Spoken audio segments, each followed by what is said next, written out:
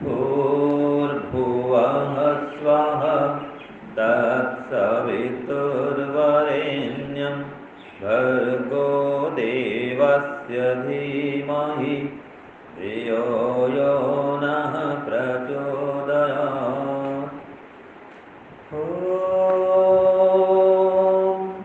स्वस्ति न इन्द्रो वृद्धस्रवाः स्वस्ति नः पूषा विश्ववेदाः स्वस्ति नस्तार्क्ष्यो अरिष्टनेमिः स्वस्ति नो बृहस्पतिर्दधातु। ॐ भद्रं कर्णेभिः शृणुयाम देवाः भद्रं पश्येमाक्षभिर्यजत्राः स्थिरैरङ्गैस्तुष्टुवांसस्तनूभिर्व्यधेमहि यदा देवहितं यदायुः। सम्माननीय धर्म प्रेमी सज्जनों, आर्य समाज जनकपुरी C3 पंखा रोड के आदरणीय पंडित भास्कर पाठक जी इस पवित्र समाज के उत्प्रेरक, वर्धक, संपोषक, बहुत ही श्रद्धा के योग्य हमारे श्री जयपाल गर्ग जी, मंत्री महोदय जी, आज की यजमान महानुभावों, वंदनीय पूजनीय मातृशक्ति और अभी अभी पधारे हमारे आचार्य दिनेश जी। कुछ बातें बतलाऊंगा, जीवन उपयोगी बातें जो हमारे पास में उपलब्ध है फिर भी हम उसका प्रयोग नहीं कर पाते। जैसे यज्ञ करते हैं, अब यज्ञ करने के बाद में जो भस्म बचता है उस भस्म का क्या प्रयोग कर रहे हैं? ज्यादा हुआ तो पेड़ पौधे में, गमले में डाल देते हैं, है ना, और जहाँ तहाँ वो स्टोर करके रखा रहता है या फिर बाद में कूड़े पात्र में फेंक देते हैं। तो देखिए उसका एक अच्छा उपयोग है। जितने लोग भी यहाँ आते हैं पोटली बना करके कपड़े में ले जाएं, 250 ग्राम, 200 ग्राम, 500 ग्राम, और क्या करेंगे, 1 चम्मच राख भस्म उसको छोटी सी पोटली बना करके, कपड़े की पोटली बना करके पानी के घड़े में रख दीजिए और वो पानी पीजिए और हर दिन उसको बदली कर दीजिए। हाँ जी, यज्ञ का भस्म बहुत बहुत बहुत लाभकारी है। अभी मैं कुछ दिन पहले ही गया था पतंजलि में, हरिद्वार, तो वहाँ पर यही पानी पिलाते हैं, यज्ञीय जल। आजकल बोलते हैं डिस्टिल वाटर, अशुद्ध जल बोलते हैं हिंदी में। हाँ जी, कपड़ा सफेद कर लीजिए, धुला हुआ कपड़ा, और पानी मटके में, घड़े में, जो भी आपका है, ड्रम में पानी, वहाँ डाल दीजिए उसको। तो बोलते आजकल एल्कलाइन वाटर, ठीक है जी, वो स्वास्थ्य के लिए बहुत अच्छा है। तो एक तो ये प्रयोग करिए। दूसरा, आप घर में अगर रोज हवन नहीं कर पा रहे हैं तो कम से कम सुबह शाम दीपक जलाइए। और ये जो अपना घृत पात्र देख रहे हैं या कोई भी पात्र लीजिए, उस पात्र में पहले गांव में गोबर का उपला होता था, गोबर के उपले, कंडे बोलते हैं ना, बस। तो एक टुकड़ा से आकर का गोबर का उपला वहाँ रख दीजिए और उसी में ही थोड़ी सामग्री रख दीजिए और बस नीचे थोड़ा सा छेद करके उपला को गोल काट कर छेद कर दीजिए, उसमें नीचे दीपक जला दीजिए। दीपक नीचे मतलब जो दीपक बना करके रुई का वो जला दीजिए, उसके ऊपर में कंडा रख दीजिए, बीच में साथ एक छेद रहेगा और चारों ओर सामग्री भर दीजिए और बेच दे दीजिए। आप हो गया काम। लकड़ी नहीं हो तो भी चलेगा। वहाँ पर ऐसे आविष्कार किया गया है, यज्ञ विधि बनाई है पतंजलि में। वो तो गोबर का ही हवन कुंड बना दिए और तांबे के हवन कुंड के ऊपर में थोड़ा सा हवन कुंड होता है, उसमें गोबर के हवन कुंड को रख दिए। वो गोबर का हवन कुंड क्या है, अपने आप में समिधा है, तो उसमें सामग्री भर दिए, अपना हवन कर दिए। तो पतंजलि स्टोर में ये मिलता भी है।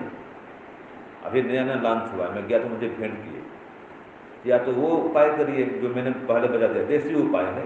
एक पात्र में कंडा रख करके नीचे दीपक जला दीजिए और सामग्री में दीजिए जाओगी, और कुछ भी नहीं चाहिए। 21 बार बोलिए गायत्री मंत्र, 11 बार बोलिए, तो घर आपका पवित्र हो जाएगा। और वो जो बचेगा गोबर के कंडा वाला राख, उसको भी वही प्रयोग करिए, पानी में डालिए उसको, बाद में पोटली बना करके राख को। तो ये हम वंचित रह रहे हैं, इस लाभ से हम वंचित रह रहे हैं।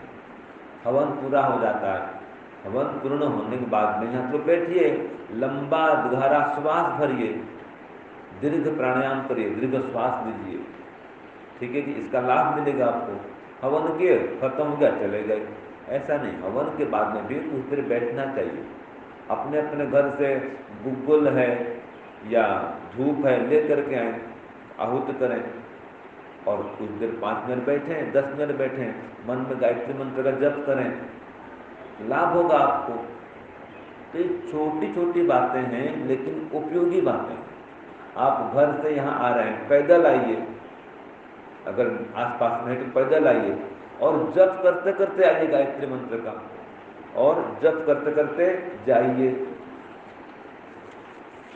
ठीक है जी। तो आप लोगों में से कोई ऐसा है जो जप करते करते आता है, जप करते करते जाता है? अगर ये अभ्यास नहीं है तो ये अभ्यास करिए।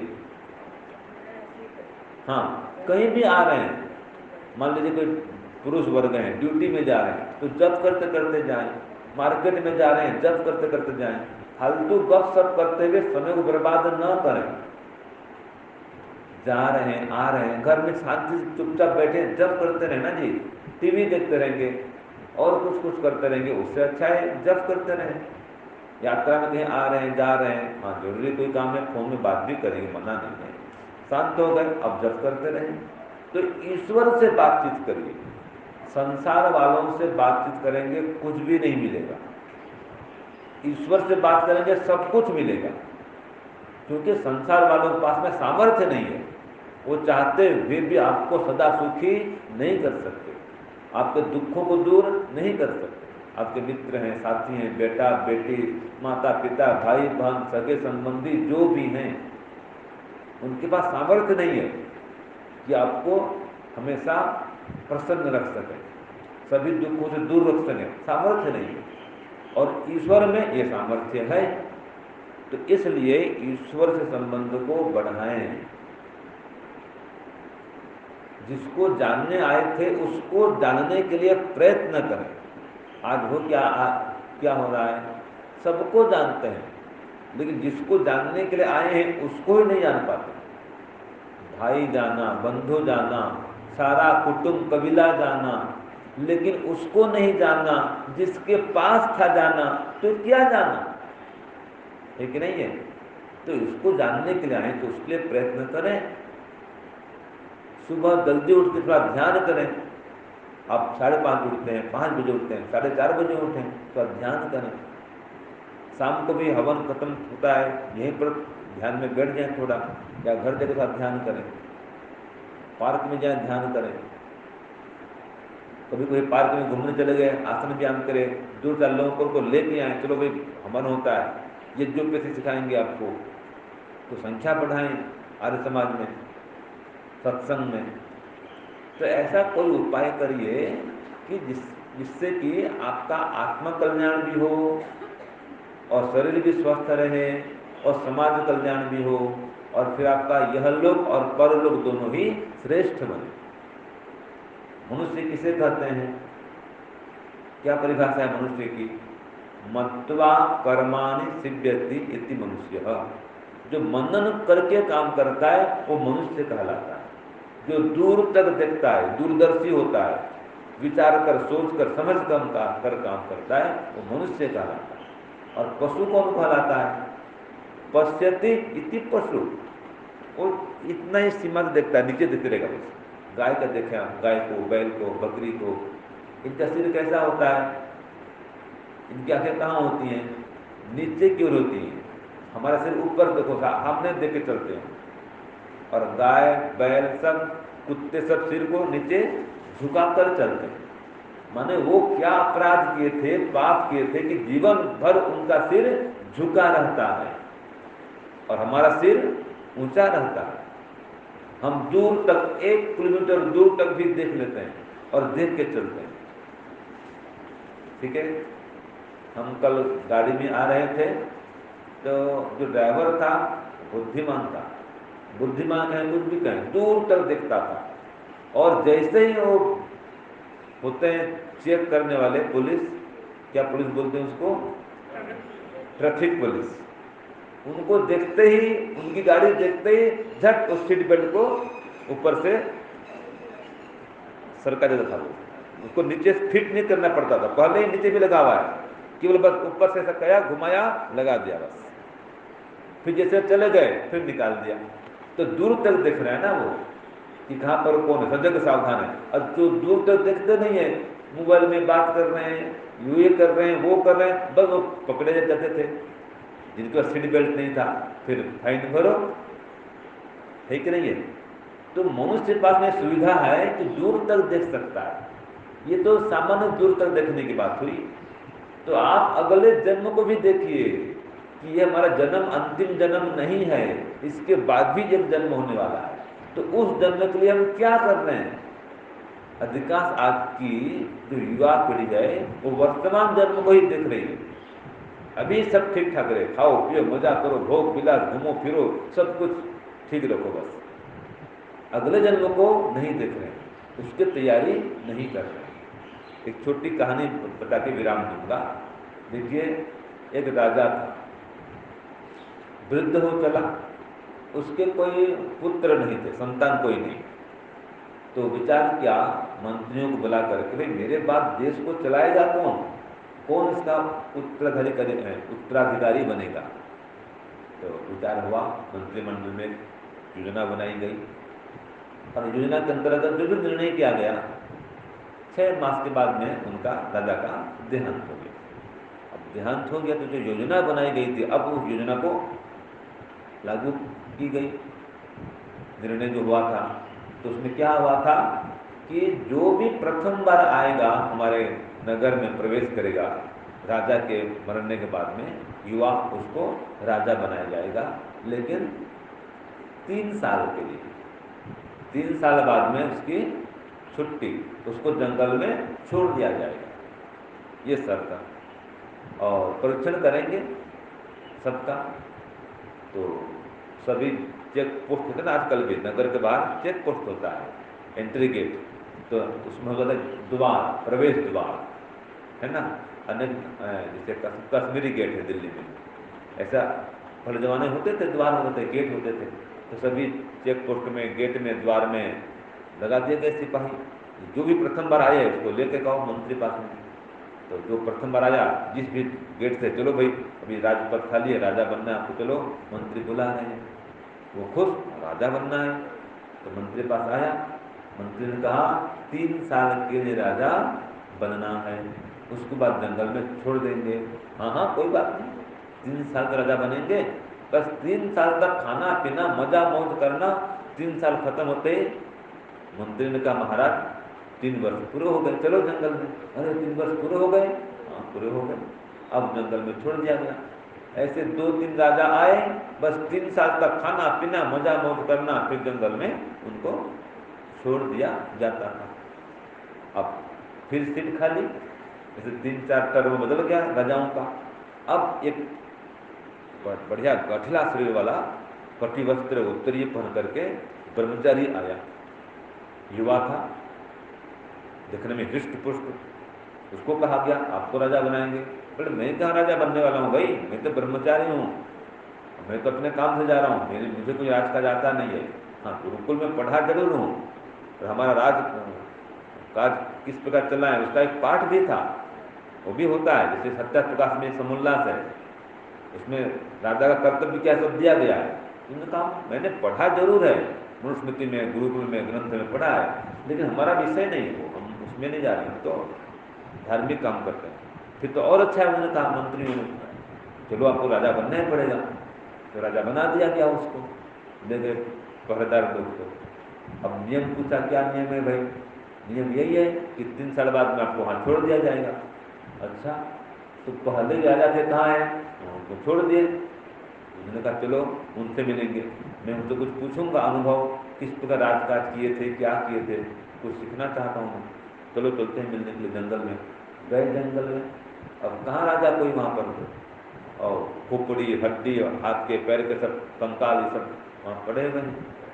तो राजा कहाँ गए भाई? ये राजा लोग हैं, देख लो, इनकी खोपड़ी पड़ी है, हाथ पैर टूटे हुए पड़े हैं, हड्डियाँ दी, तो मुझे भी यहाँ लाओगे? हाँ आपको यहाँ लाएंगे।